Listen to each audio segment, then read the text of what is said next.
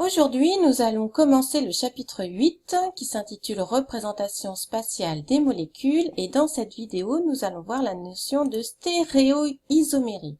Dans ce mot, vous voyez qu'on retrouve le mot isomérie que vous avez déjà vu en seconde. Alors, qu'avez-vous vu en seconde? Eh bien, par exemple, on vous présentait ces deux molécules. Ces deux molécules, elles ont bien la même formule brute. Il y a 2 carbones, 3 hydrogènes pour toutes les deux et un atome d'oxygène. Donc la formule brute, c'est 2H6O. Par contre, elles n'ont pas la même formule semi-développée. Pour la première, on a CH3O, CH3. Pour la seconde, on a CH3, CH2OH. Donc en seconde, vous avez appris que ces deux molécules sont des isomères de constitution, même formule brute, mais formule semi-développée différente.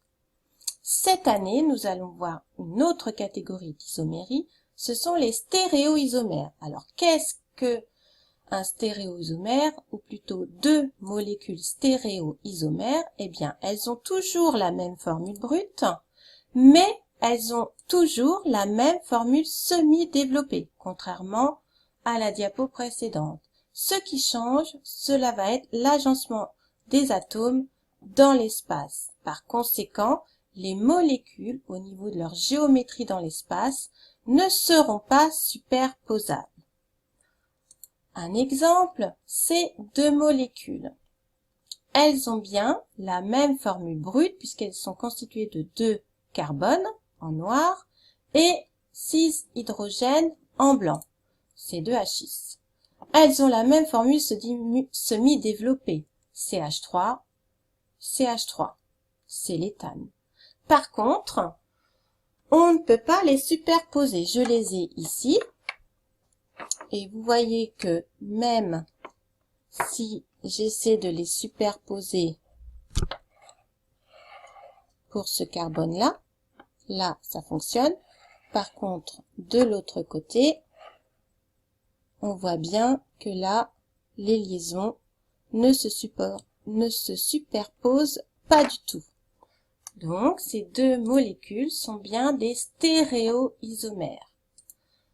Par contre, ce que l'on peut voir, c'est que pour passer d'une molécule à l'autre, il me suffit de tourner la liaison carbone-carbone. Effectivement, lorsque ceci est fait, à ce moment-là, j'arrive à les superposer parfaitement. Donc, cette catégorie de stéréoisomères s'appelle des stéréoisomères de conformation. Même formule brute, même formule semi-développée, non superposable, mais en tournant une liaison simple, on peut retrouver la même molécule. Il y a une autre catégorie de stéréoisomères. Par exemple, ces deux molécules.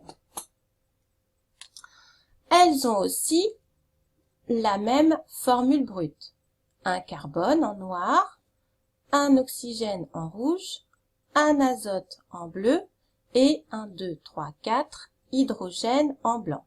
Donc la formule brute, c'est H4ONCl.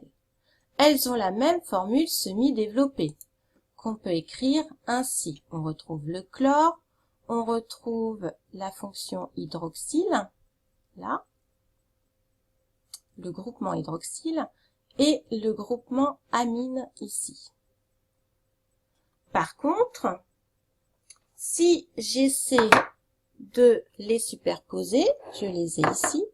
Si j'essaie de les superposer, par exemple, je mets le chlore sur le chlore, le carbone sur le carbone, mais là, on voit bien que l'azote ne se superpose pas avec un azote. Si j'essaie de superposer les deux azotes ensemble, on voit bien qu'au niveau du chlore, ça ne va pas. Donc, on aura beau tourner dans tous les sens, on n'arrivera jamais à les superposer. Donc, ce sont bien deux stéréoisomères. Mais contrairement à l'exemple précédent, je peux aussi tourner toutes les liaisons je n'arriverai jamais à superposer les molécules. Pour pouvoir les superposer, je vais être obligé de casser des liaisons. Par exemple, si je casse cette liaison carbone-azote, casse, et je casse la liaison carbone-hydrogène, voilà, en fait, je change la place des atomes, et là, à ce moment-là, je retrouve la même molécule. Donc là, en cassant des liaisons, on arrive à les superposer, et non plus par simple rotation de liaison. Eh bien, ces stéréoisomères, puisqu'elles ont la même formule brute, la même formule semi-développée, non superposable, et il faut casser une liaison pour passer d'une molécule à l'autre, eh bien, cette fois-ci, on les appelle des stéréoisomères de configuration.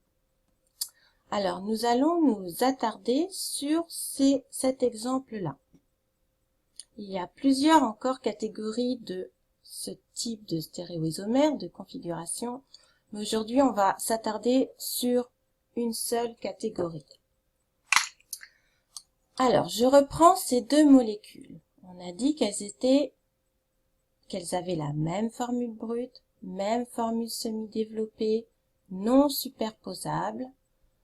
On ne peut pas arriver à les superposer par rotation de liaison. Donc, ce sont des stéréoisomères de configuration.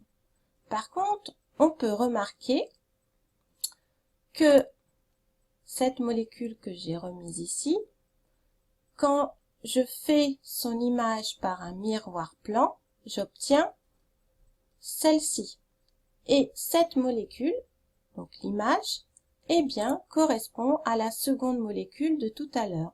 Donc, ces deux molécules sont images l'une de l'autre par un miroir plan. C'est comme si on mettait un plan de symétrie ici, là. Vous voyez que si on imagine un plan de symétrie, ces deux molécules sont images l'une de l'autre.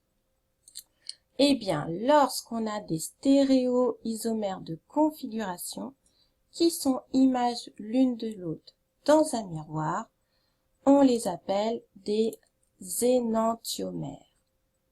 Ces énantiomères, d'ailleurs, ont un carbone bien particulier. Ce carbone-là, il est particulier. On l'appelle un carbone asymétrique parce qu'il est lié à 4 groupements différents. Vous voyez, il est lié à un OH, qui est différent de NH2, qui est différent derrière du chlore, et enfin de l'hydrogène là en haut. Donc, ce carbone est appelé carbone asymétrique.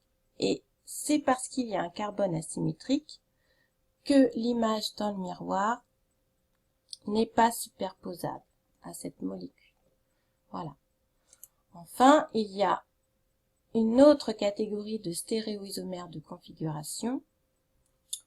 Lorsque les deux molécules ne sont pas images, on les appelle des diastéréoisomères, mais cela, nous verrons ça plus tard.